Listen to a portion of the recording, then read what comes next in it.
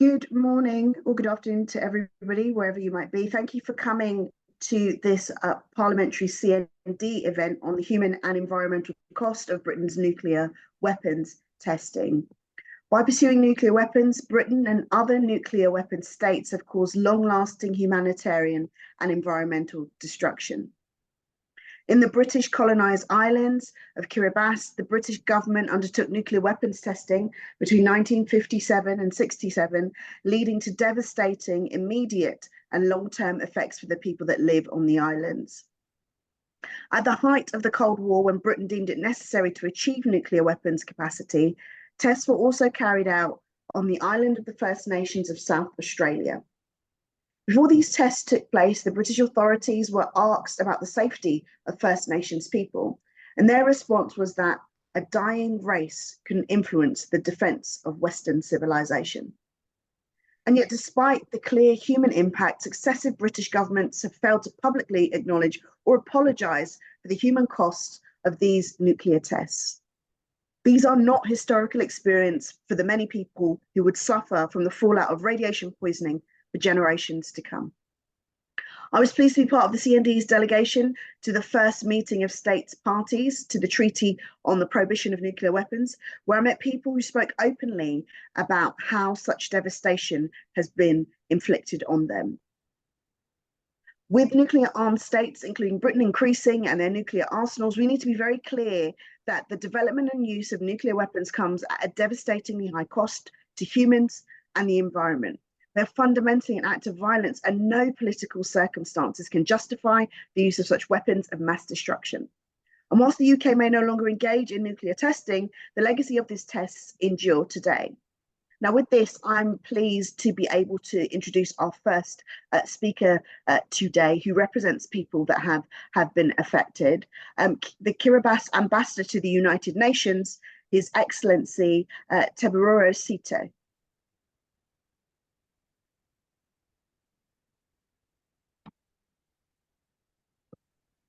Well, thank you very much for this opportunity to share a little story about the nuclear testing, the British nuclear testing on one of our islands called Christmas Island, but we now call it Kiribati.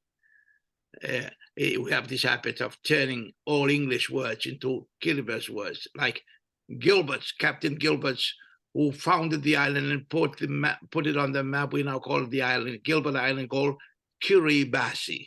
Anyway, thank you very much to you, the Member of Parliament, Addy MP, Addy, and to all your colleagues, British members of Parliament, for bringing up this, for creating this opportunity space where we can start talking. We can go back to history. But I do so with a sense of caution that my job is to create friendship of the people around the world. I mean, the United States, create friendship between Kiribati, the United States, and the Kiribati, and other countries who are here. The whole world is here in New York, and so I want to apologize because some of the things I will be saying will not create good friendship. But I keep saying to the United Nations, our good friends, the British and the Americans and the so and so, they came in the belief that they want to create a better world. They did this and this, but I'm sure they now learn that what they did could have been done in a different way. But anyway, maybe that's a question of time. Time and history. To me, history, we must always try and gather information from history in a way that will bring us together, and not in a way to divide us and to split us into different factions. We already have a lot of factions, and there are more and more being created in the United Nations. But let me start with a story about Christmas Island, when the British decided to do their nuclear testing. Of course, they had to ask the United States government. I remember there was a meeting between the two leaders, the leader of Britain, Great Britain, and America in those days, and we're talking about these things. Testing. They wanted to to catch up, making sure that the Western allies, Britain and US and others, they don't want to fall behind other people, and they want to be ahead in the nuclear race. And as I listened to the introduction, yes, the concern was to be ahead of other countries. You want to be more powerful, more. I guess the control was important in those days. You have to control. If you believe you're a good guy, you got to control the world, and that, I guess, that was the narrative in the minds of the British and the American leaders at the time. So I do forgive them if they made a mistake, but that's history. I cannot fix that. We hope to move forward and make the world better, not repeating the same mistakes that had been committed in the past, knowingly or unknowingly. But I'm here to foster that. I'm here to foster friendship and the coming together of the human family so we can have a better world. And so Christmas Island was chosen for that reason, to be a place where they could, where the British could do the testing. And of course, the Americans came later, but that's fine. And people were there because they were there for a scheme, a copra scheme, the cutting of the coconut and producing the copra, a lot of them. And so they were told, a test is going to be done, you're going to do this and be safe. They were given things for safety, but of course, people did not know how dangerous this nuclear testing was. And so when the testing were done and the bombs exploded in midair, and they all lifted everything that they had in terms of their cover for the safety and had a good look. They enjoyed watching the great fireworks above them, which of course is very dangerous. And so I agree with the reports that has been circulated around and was reported in the two meetings of the state parties to the nuclear, to the prohibition on the prohibition of nuclear testing. I agree that people have suffered, and they're suffering. And some of my friends, and I've lost some of my friends and relatives, uncles, and especially the older generation. Younger generation, I'm sure they're still grappling, trying to deal with what's, with the things, the extraordinary illnesses that are coming up.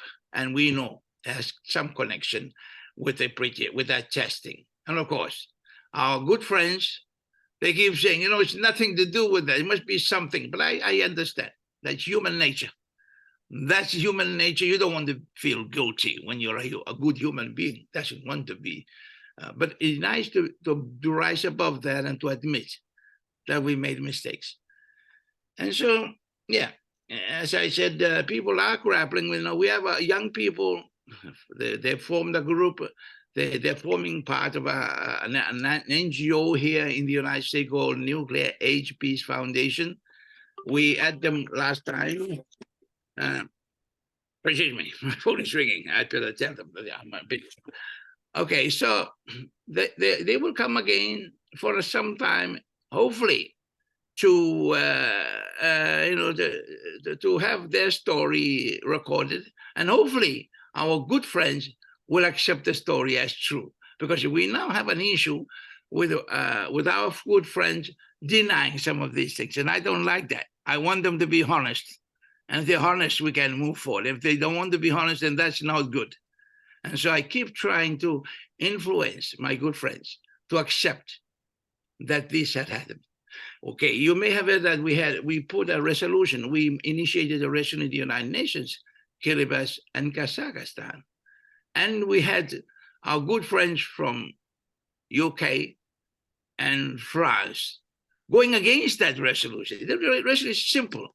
It's just to acknowledge that, the nuclear legacy has been has created a lot of problems, and has destroyed lives, destroyed environments.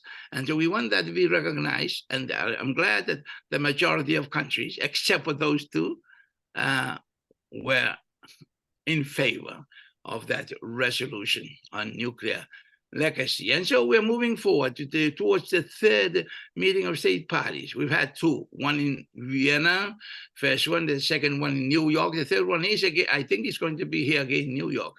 But I'm glad that Kazakhstan is now the chair, going to be the chair of the third. And very soon we will go to Kazakhstan and have a sort of a midterm conference to keep talking about this, to move this thing further forward.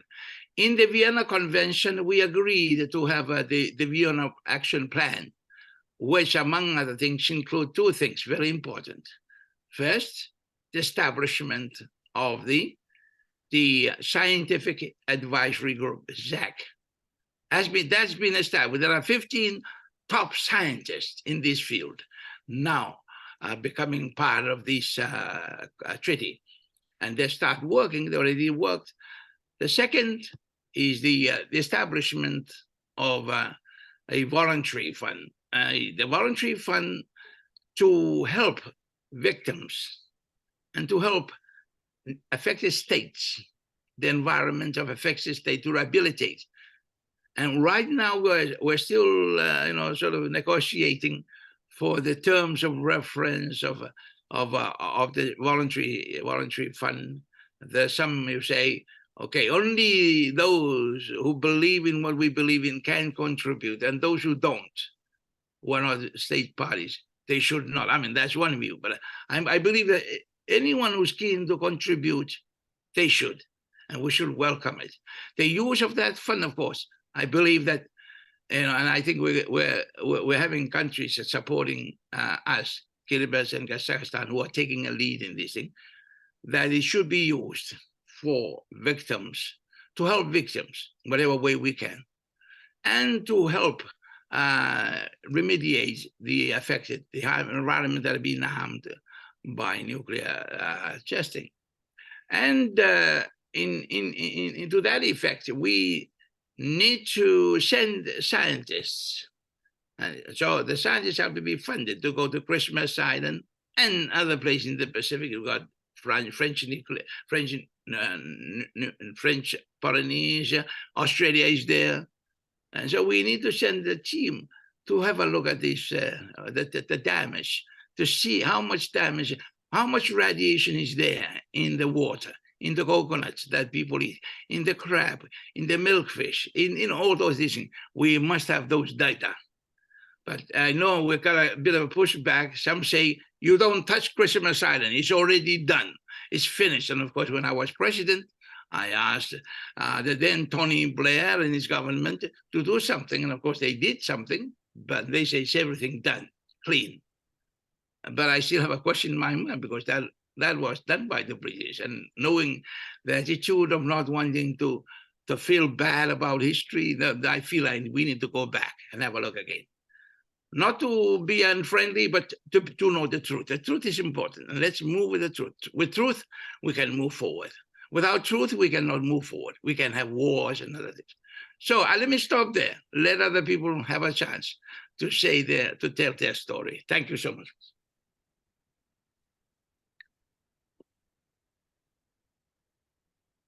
Thank you very much, Your Excellency, for taking us through that. One of the things that I think definitely resonated with me at the first meeting of states parties was how there was a larger focus than I had seen in previous years on anti-racism, and the very clear racial element that we've seen in terms of nuclear testing. Western governments took nuclear tests miles away and tested these awful weapons of destruction in areas where there are people of color, mostly far removed from their own population, and that was something that was discussed quite a bit at the conference over those few days. And I think it's very, very important to acknowledge the anti-racist element of that, and look forward to coming back to you and asking you some questions in the question and answer sessions. Thank you very much for being with us today. I'm going to introduce our next speaker, who is Dr. Pacifist academic at the University of Bradford, which I can tell you is one of the finest in the world. For social justice, humanitarian and environmental issues and human rights, and her expertise is focused on nuclear colonizing disarmament in the Pacific. She's authored over 65 news articles, book chapters, and peer reviews, and her first book, Disarming Doomsday: The Human Impact of Nuclear Weapons, is heroically considered perpetuated by nuclear warfare, and was a recipient of the 2020 LHM Ling Outstanding First Book Prize. So you know that is that is very, very impressive list of qualifications.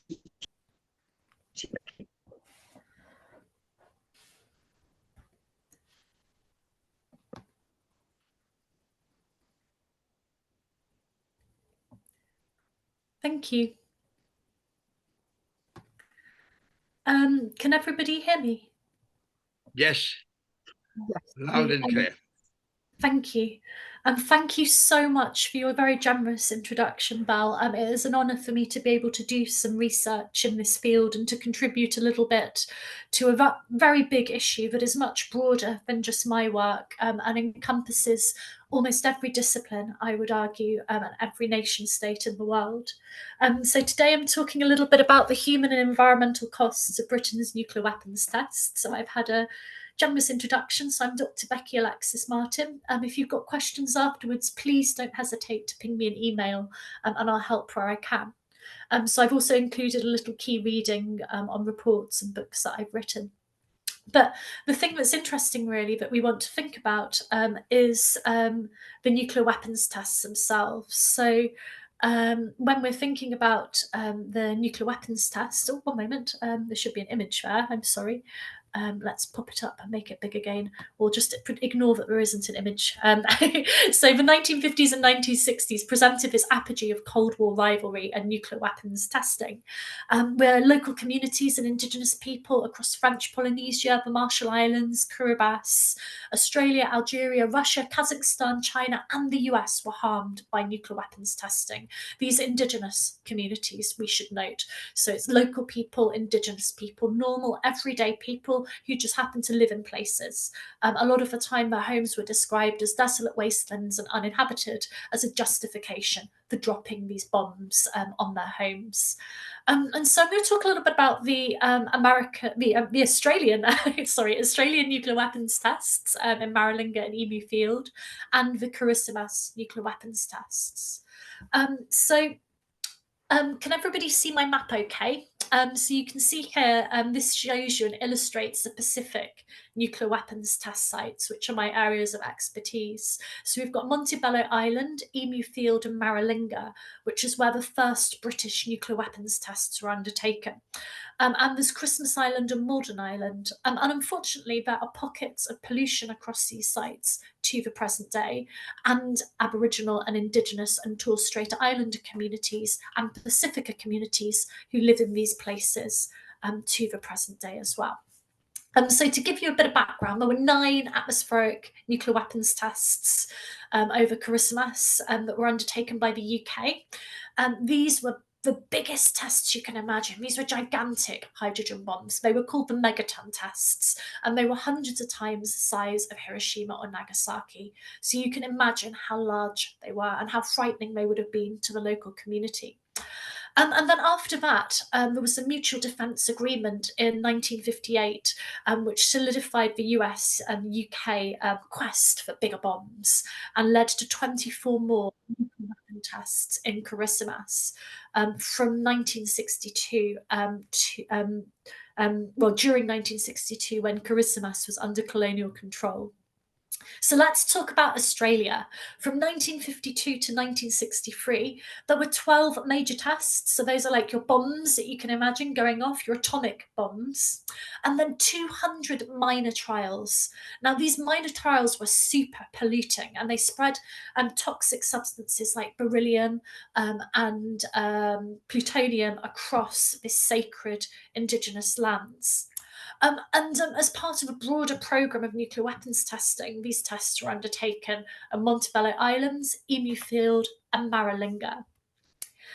So there's a real problem, as Bell mentioned, to do with racism. So the Australian tests were undertaken at a time when Australia didn't even recognise Aboriginal and Torres Strait Islanders as being human. They described them as part of the fauna and flora until 1967, and they treated them as such. They did not take these things into account. And in Kiribati, there are the same issues as well. So you can see here, here's a quote that I've taken. It's from AWRE Grapple Operational Reports from the AWE archives. And it says, for civilised populations assumed to wear boots and clothing and to wash, the amount of activity required to provide this dosage is more than necessary to give an equivalent dosage to primitive peoples who are not assumed to possess these habits. Primitive peoples, I mean, come on, I know it was like 70 years ago, but even so, it shows this casual disregard for the humanity of the communities. And I know Ambassador Tito's role is as a diplomat, but my role is as an academic to identify and, explore and consider the evidence that is presented me as a qualified environmental scientist, a qualified natural scientist, and a qualified social scientist. You can't give me the third degree because I've got it already. But anyway, moving on. So there's this big issue, right? This big social, humanitarian, and environmental issue that has arisen because the community were not treated. Sorry? Can you hear me again? Yeah, loud and clear. Okay, just coming again, but we're going to need to slides along. It's moving forward automatically. Sorry? Oh, your slides aren't moving. Oh, that's such a shame. How about now? Has it moved yet? We're on Anything? dropping a bomb. Oh, right. Yeah, no, we've gone way beyond that. We're on a beautiful map of the Pacific nuclear weapons tests and then beyond there. Thank you for letting me know. What should we do? What about now? Can we see working, more? yes. The map Right, of the Pacific. Right, okay, so I'm going to leave it like this for now because it's better that you see the slides than that you don't. So I was just talking through these different tests, and I'm very happy for this to be shared as a PDF after the talk as well, so you get that extra insight. So I was talking about the racism and the issues. So with the Australian community, no British tests adequately considered the consequences to the indigenous Anangu people, or to the risk of radiation faced by Australian and British people living in the outback. So communities were affected by what they called puyu, the black mist, and incidents happened such as children being found by the craters from tests. It is known that the Aboriginal community received an exposure, but due to their nomadic lifestyles and the lack of interest in monitoring the indigenous people, and there is very little information about kind of the long-term impacts to their lifespan. But we do know that the land is still polluted, that there are areas that are still no-go zones to this day. And the test has had significant environmental and health impacts to Aboriginal and Indigenous communities and military personnel. So there's these long-standing controversies and legal battles around kind of compensation and cleanup. The Australian government has apologised for the impacts of the tests, but the communities are still unsupported. And Australia hasn't ratified the TPNW. So they've argued that, they want to have an ambitious agenda to advance a nuclear non-proliferation and disarmament, but it still hasn't arisen yet. There's still this kind of gap and lack of support. So we know that there's environmental impacts, we know that there's human impacts, but it's been very difficult to kind of take action and do something. And the British government to date has not yet provided compensation to the survivors and families of either Australian or Kiribati nuclear testing survivors and victims. They provided a fund to clean up contaminated lands in Maralinga, but even so, there's still kind of challenges and issues, and the government was not given as much as they asked for. So moving on to Karissimas. Karissimas was again exposed to these kind of environmental issues. Islanders were put at risk of exposure to radioactivity in multiple ways, through residual radioactivity present on the island and contamination of foodstuffs, such as the fish and the coconuts upon which local populations relied. And there were 500 people living on the island, local people at the time of the test, and they received little protection.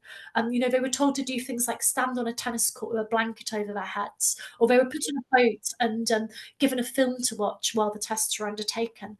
And there was no support afterwards for communities. They were left not knowing. They were not treated like they were human.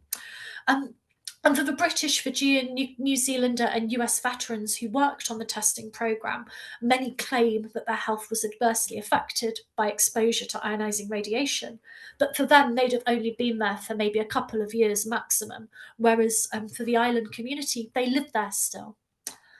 So there's ongoing issues around kind of humanitarian, human rights and the environmental impacts of nuclear weapons testing across Karissimas and Malden Island. And one of the big challenges, of course, that we face is that the UK government hasn't shared enough of the information that we have with Pacific communities. They were not informed before the tests, they were not informed during the tests. There was very much a publicity must be kept under strict control approach. And ongoing requests for information years later still remain unfulfilled. So this is kind of a big challenge, really. And there have been studies, we have kind of researched the area. There's been 13 studies, including my own studies that I've undertaken, from 1962 to the present day, to 2023 was the last time I was out there.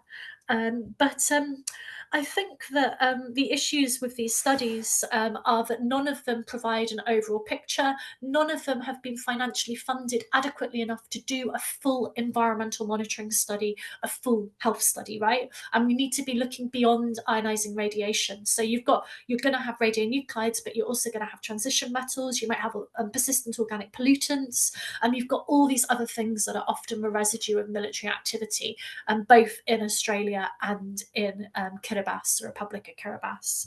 And whenever I'm there, I'm always struck by the optimism of the communities. They are so determined. They work with me and share ideas with me. Last time we were talking about how we could fulfill the treaty for a prohibition of nuclear weapons and what they want, what they need.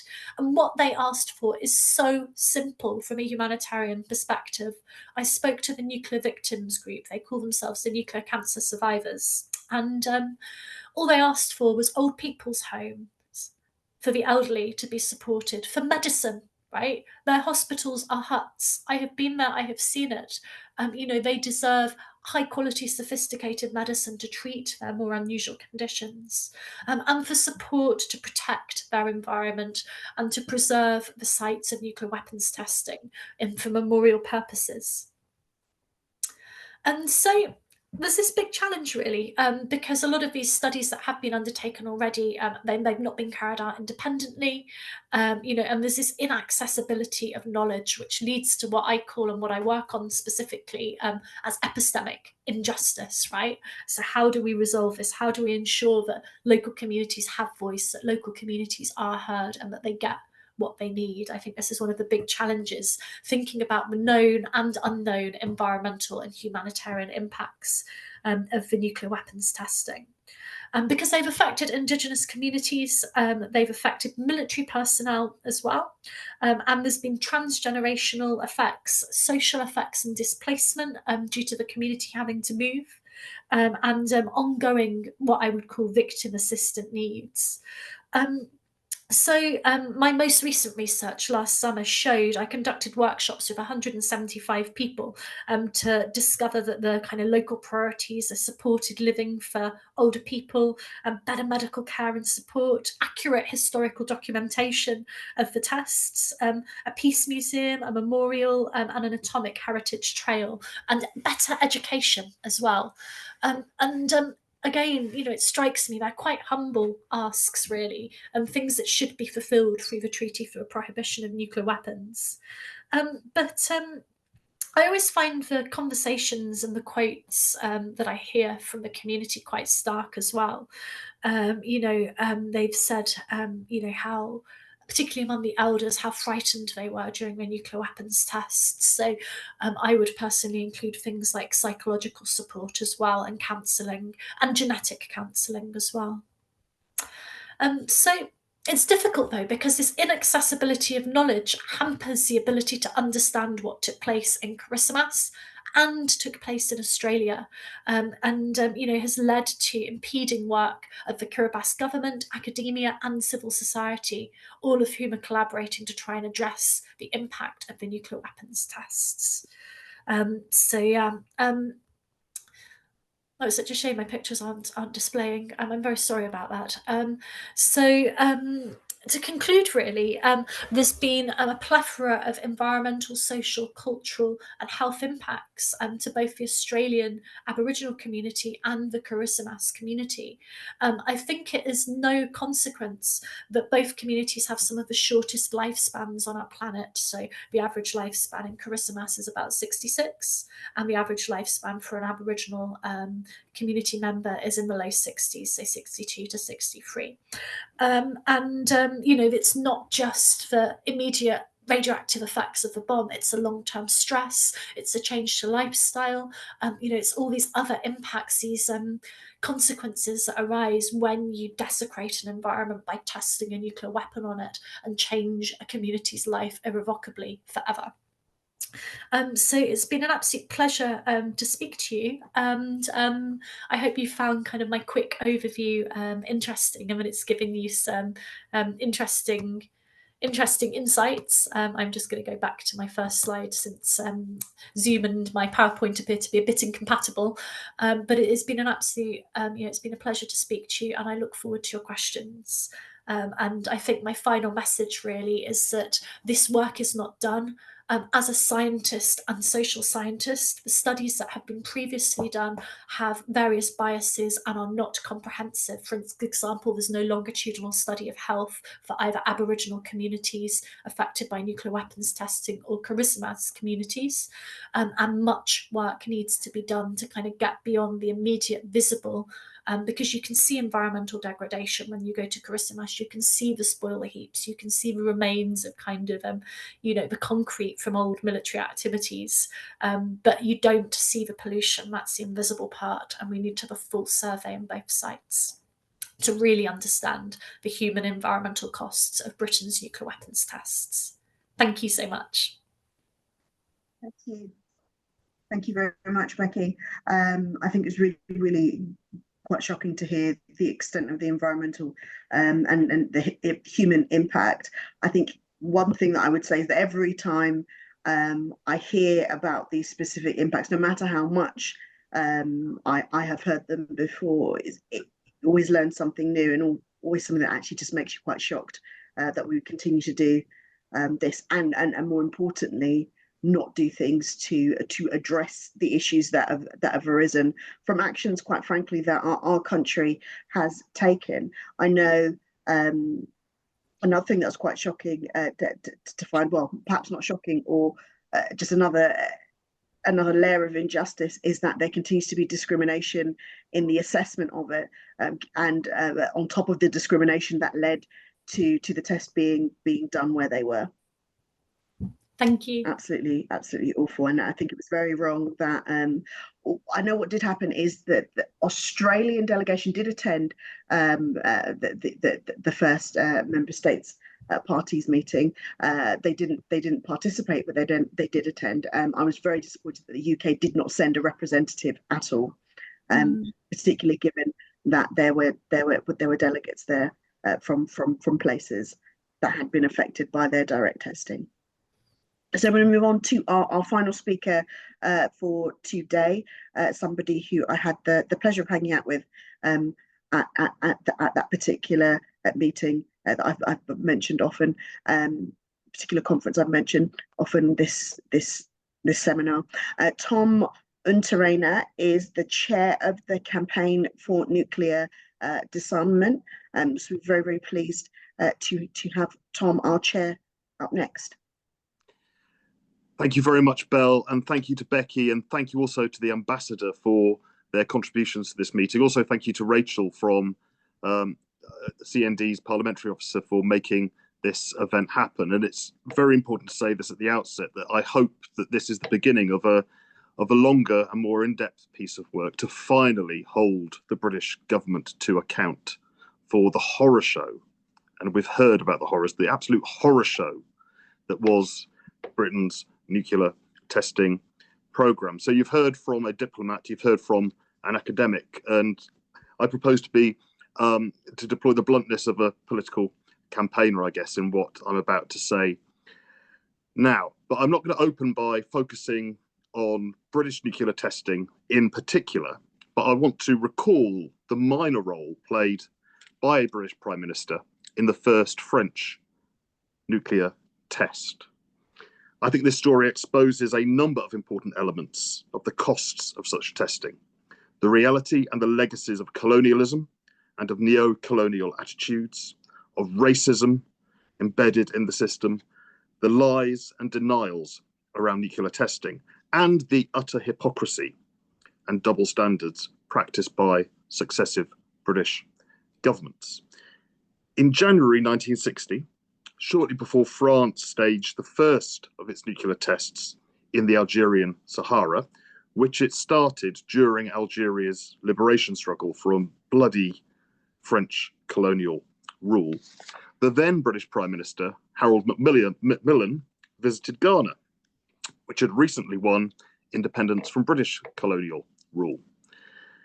Macmillan was in Ghana, but he wasn't the only British political figure there at the time.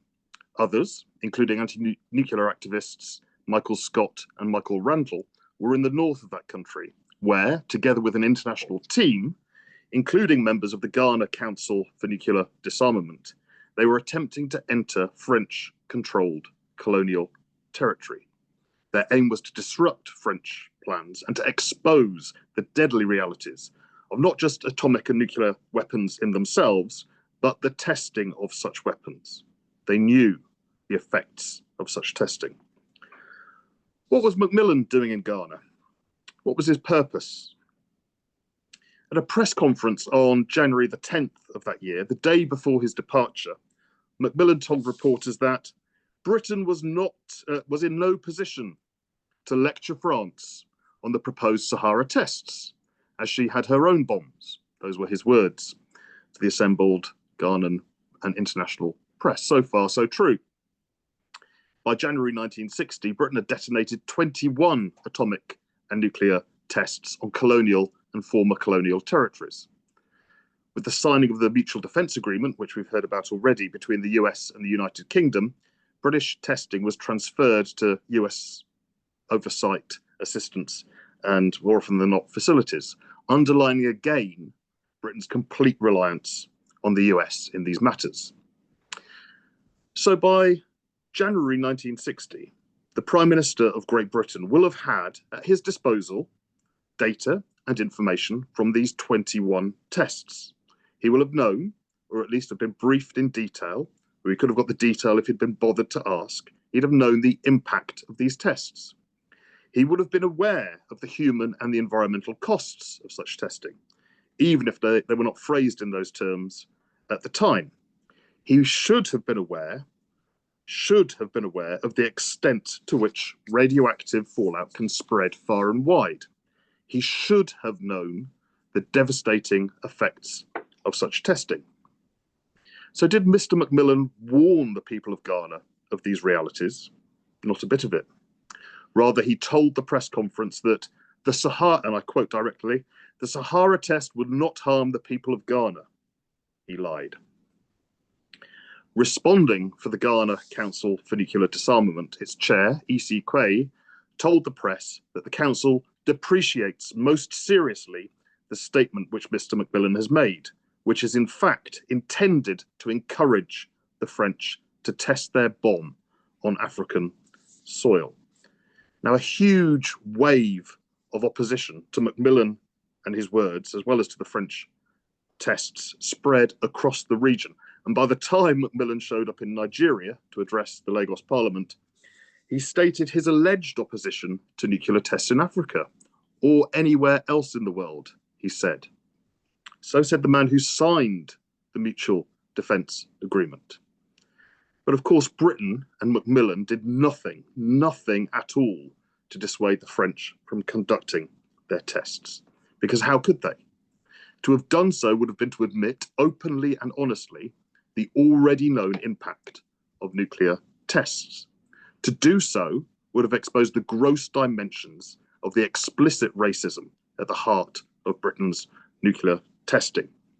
To do so would have been to lift the lid on this deadly reality. To do so would have been to reveal the central role played by such weapons in the shaping of the post-war world. So what of Britain's nuclear testing? We've heard some of the reports and some of the impact. Now, the first thing I want to say about this is that the global majority have not forgotten these tests. The victims of British testing have not forgotten, as we've heard. The states that have signed and ratified the Treaty on the Prohibition of Nuclear Weapons are very clear about the realities of British nuclear testing. They are clear that Britain still has questions to answer, and they are clear that full recompense has not been made. At the last meeting of states parties to the TPNW, which took place at the UN in late November, early December last year, the assembled ambassadors, civil society representatives, campaigners, students, and other interested parties had an opportunity to again hear and understand the full impact of Britain's nuclear testing. And it really was a shame, but no great surprise, in my view, that no official British government representatives were in the room. Becky and I were there, others from CND and disarmament campaigns were there, but there were no official British representatives in the room. Because if they'd have been there, they'd have heard the testimony of Karen Lester. Here is some of what she said. My late father, Yumi Lester, was a young boy of 12 when Totem 1 detonated on his traditional lands at Emu Fields. He went blind 4 years later. This blackness fell over the community in that 1953 test. It was 70 years ago when the black mist rolled over that community. Old people died and many became violently ill. Illness was unfolded in the next generations and generations to come. People suffered and still suffer to this day. Britain has not recognised or fully accounted for the human impact of its tests. It has not recognised or fully accounted for the environmental impacts of its tests. It has not explained why it thought it acceptable to conduct atomic and nuclear experiments on Australia's first peoples, because this is what happened. People were used as guinea pigs. And this is just the tip of the iceberg. The web of responsibilities, crimes, accountability, racism, colonialism, and the rest stretches through the British political establishment, the government, the state, and right through to all of the nuclear alliances, including NATO, which put nuclear weapons and the threat of use of such weapons at the centre of their strategies. And it's time to change this. And with your help, we will. Thanks a lot.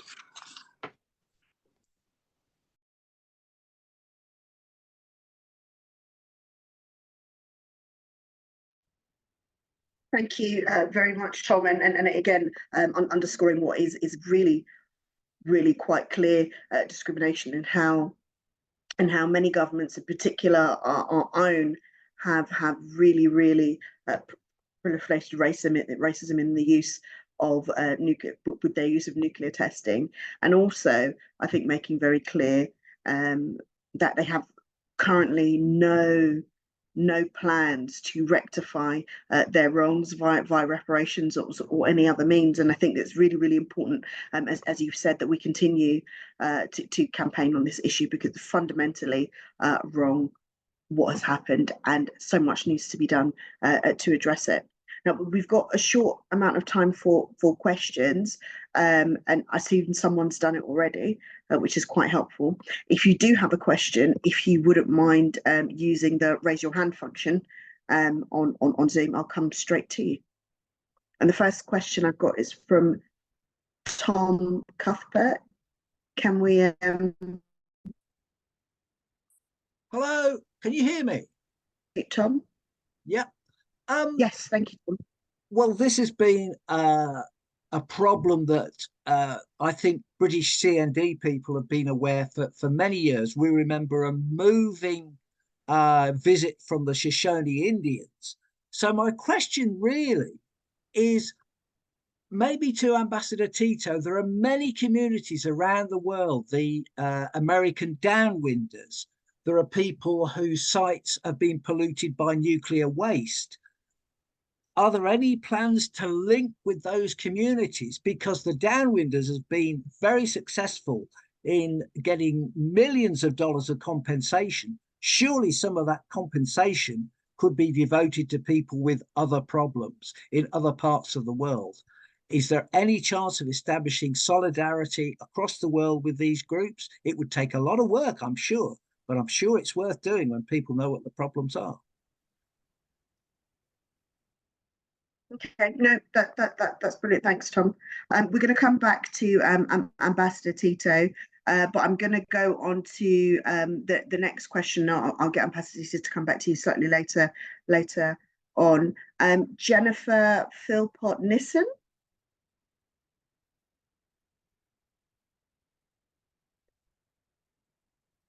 Jennifer? No?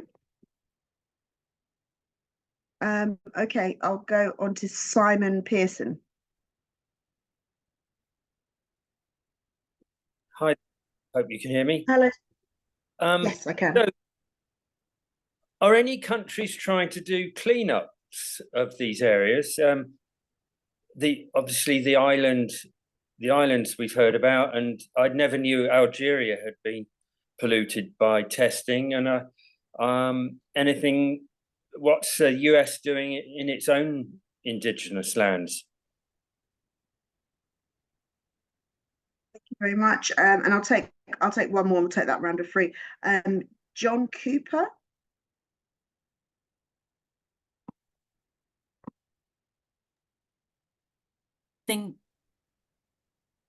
Oh yeah, he has. Thank you very much.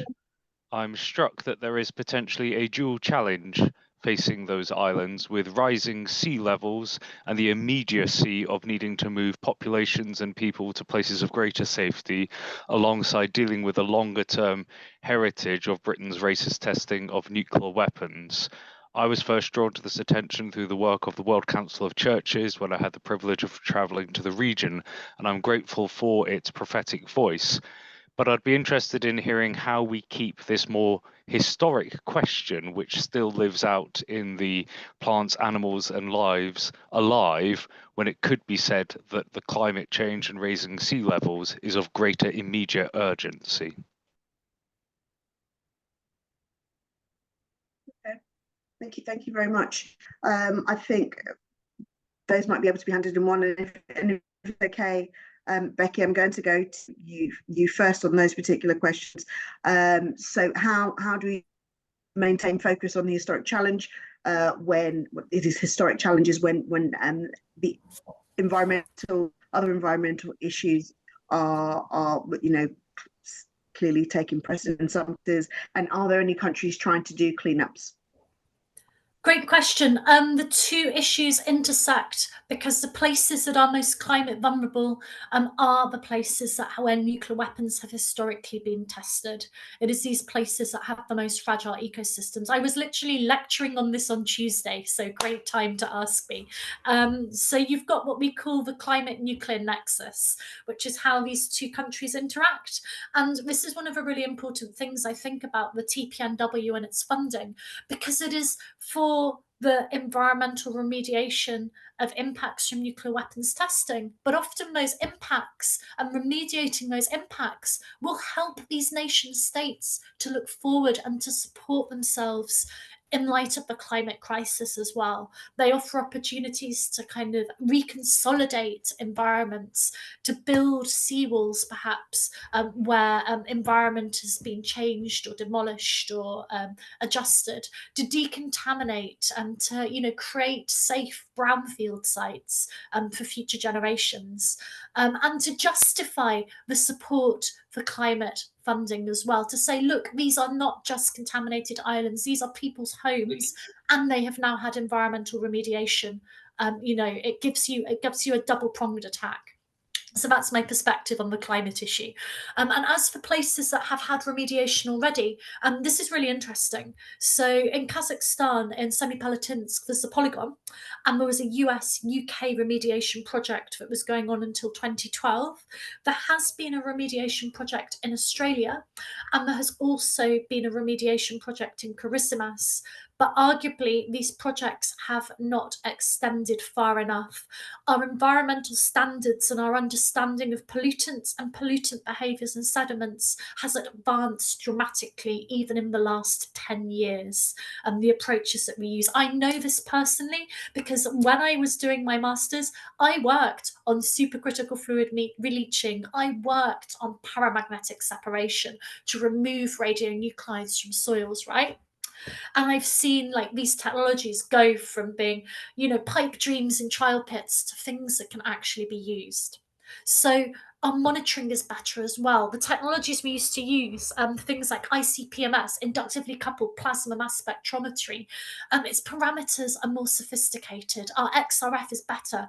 What used to happen with XRF is we'd have a great big chunky machine and we'd have to take everything back to the chem lab and analyze for our inorganics, so things like kind of metals and pollutants and that sort of thing. Now you can get a handheld device that big. You can literally take it to your places and be like zap, zap, zap, and feel like you know, feel like you're living in the future. So this is why we need to revisit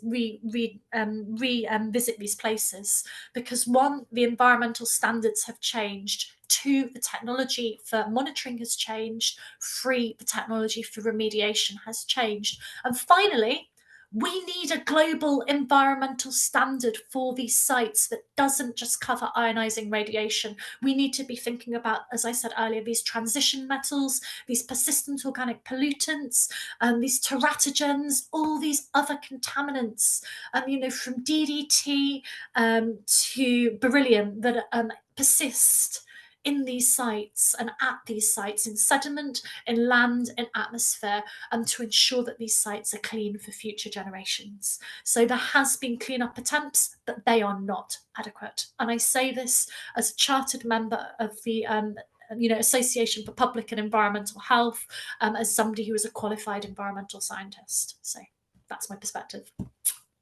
Thank you.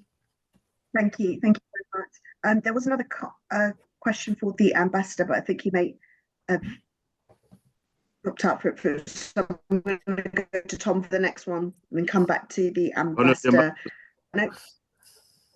Hello, ambassador. There are a few questions for you that I wanted to ask. One, I know is actually about linking with whether or not there is a collaborative work being done, perhaps in other countries, or campaigns that are affected in the same way. And it's from Jennifer Philpott Nissen. She was asking, because she's recently part of a visit to the Marshall Islands, and the call for nuclear justice, she's saying, is really being led by young people. Is there a similar movement of young people in Kiribati leading the call for nuclear justice in the country? So do you have any other countries and organizations that you're working with, and is there a movement for young people? Yeah, there is. I'm sorry, I muted myself because I got calls from the office, so I had to respond to those calls. But that's why I muted, and I didn't realize that there was a question which I should have responded to. But this is my answer to that question, that particular question about young people, involvement of young people in this movement. And of course, I am thankful to Dr. Becky, because she had started something together with somebody here, Mr. Christian Soban, who works for the Nuclear Age Peace Foundation and also works with us on a voluntary basis.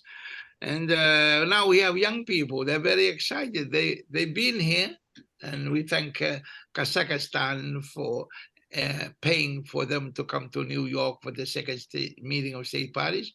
Now these young people become activated and they become excited, and they now realize they have something to do for the people, for their people. And of course, they're young and they want to share the story. They have a lot of story to share because the parents and they were not there when the tests were done.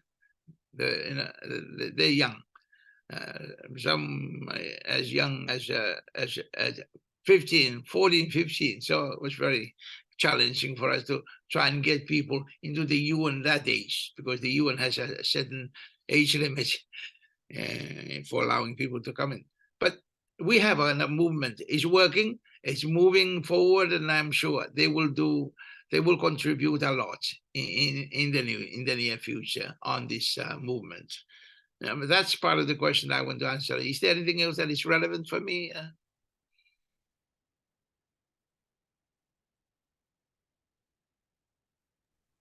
Sorry, I'm going to ask Tom to come back on some of the points, but also one which says thank you, CND. Yes, thank you for CND again, and a question about, I think, potentially linking up with other campaigns globally in terms of what's happening. And Peter Nias has asked, how about asking a playwright of substance to write and get enacted a play combining the nuclear issues and the climate effect? So perhaps that's a question about what other activities are going to be done to raise awareness. Tom?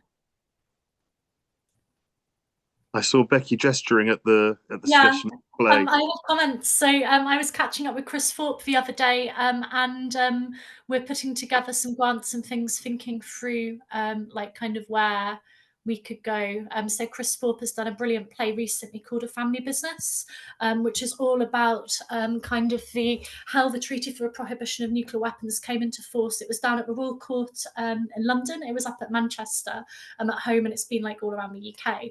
And it looks at kind of the perspectives of an academic, a diplomat, and then like a rival diplomat who's like into arms control rather than disarmament, and looks at kind of the like how these kind of stories interweave and where they go. And it's a really interesting play. And he wants to do more work in that field. So you should email him and petition him. He's called Chris Thorpe. Tell him you want something on the nuclear climate nexus, and you never know, you might be lucky.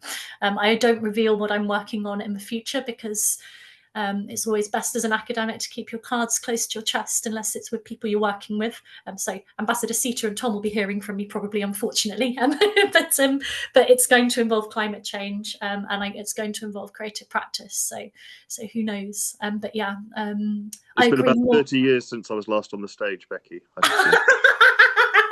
It's going to have a research side, so yeah, it's going to be, and always CND involvement if I can. I've never been on the stage. I try to avoid it at all costs. I can't think of anything worse. I'm going to get Tom to come back on, because I know there are a number of things that were raised. So if you'd like to come back on any of them, Tom. Yeah, I particularly want to focus on the flip side of what Becky had to say about the massive strides that have taken place in terms of the technology and the technique and the skills in order to be able to assess properly and actually engage in cleanup operations in the aftermath of these tests, because all of that technology is there, all of that capability is there, that skill is there. But the problem is that we have governments and we have states and we have bureaucracies who refuse point blank to stare the truth in the face and to reveal the truth. So for instance, I mean, and it's not just the British, and we've got our own bit of political work to do in this country to make sure that these issues are forced and brought to the fore. There have to be scenarios where you have British government representatives sitting down in the same room as people like Karen Lester and the other victims of British nuclear testing and hearing their testimony and hearing directly their demands and being forced to respond. Because until we have that level of interaction, until we have that recognition, then we're going to have some real problems. But so the British have repeatedly underestimated in public the degree of the impact of their nuclear tests. It happened in Australia and EMU fields where there was a cleanup operation of sorts. It was even wholly inadequate at the time, but the latest information from EMU fields, just shows quite how inadequate it was. People will have seen the picture of the Runit Dome, the nuclear tomb, which, the US Department for Energy assures us all, when it's submerged underwater, it won't make all that much difference because they didn't really do a very good job of cleaning up the radioactive and nuclear material in the first place. So more and more denial. Then you have the example of Algeria, where France conducted a large number of atmospheric and underground nuclear tests. In some of those tests, they went so far as to get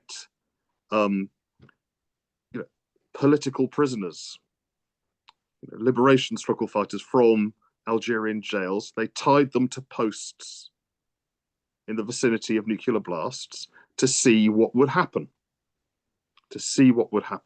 Now, France staged a clear-up operation of sorts. It buried tons and tons of radioactive materials in the Sahara, and it refuses to tell the Algerian government where it buried the waste. It refuses. So if there's to be a cleanup operation in Algeria, then the French government needs to tell the truth, which means that British politicians, British parliamentarians who are members of the nuclear-armed NATO alliance with France need to put pressure on them to tell the truth about where they've buried the waste, which means that those states which are members of the European Union, Ireland, Austria in particular, need to use their offices in the European Union to put pressure on France to tell the truth about where the waste is buried. Because we can have all the technology in the world for a cleanup, but if they won't tell the truth, if they can't be forced to tell the truth, then it will be for nothing. And that's one of the most important things, I think, about the whole of the nuclear enterprise, in that things are hidden, the truth is not told, we are lied to, from them calling it an independent deterrence, to all the way down. It's neither independent nor a deterrence, the Trident nuclear weapon system. Was it one missile or two missiles that failed to fire the last time they tested? We are lied to consistently. And when that's combined with the racism, the colonialism, the lack of democracy, really you have a very stark picture here, which is why thinking about all of these things together, and including the environmental and climate catastrophe that we're facing, it really is a vital political question that needs to be answered. And, those members of parliament like Bell and others who have been working on this question are really doing vitally important work. And we need more parliamentarians doing the same in conjunction with CND and other campaigns more widely. Absolutely, we are going to be continuing to do that work. There's so much more that Parliamentary CND will be doing to move this forward. We've gone a bit over time. Thank you to everybody for your patience, and thank you in particular to our speakers today, His Excellency Ambassador Tito, Becky Alexis-Martin, and Tom Unterrainer. We're really sorry that we couldn't get through all of the contributions today that people wanted to make and further questions. But as I said, we hope to be doing more work on this and in turn having more meetings which people can attend. Thank you very much again for your time, and look forward to seeing you at some point soon. Bye. Thank you. Thank you. Thank you.